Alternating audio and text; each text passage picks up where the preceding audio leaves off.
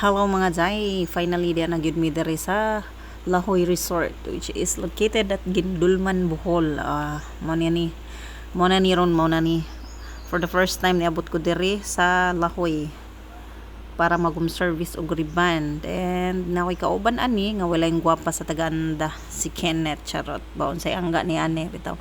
Ang akong ribbon ani guys is igsuon niya. So nagpauban gud ko ako katuod. Mo ni before mi nagsugod nagsuroy-suroy sa lang pud mi sa lugar kay murag nindot gyud siya suruyan no, kay peaceful and very refreshing ang lugar nga among giarian.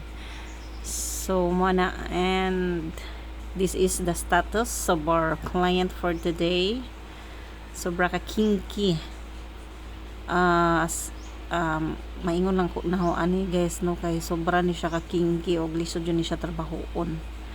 So paningkamutan na to ha, og after 6 hours guys mao na gyud ni siya nahuman na. So super kagwapa na ang buhok sa atong client, and abangan na to ang iyang testimony charot.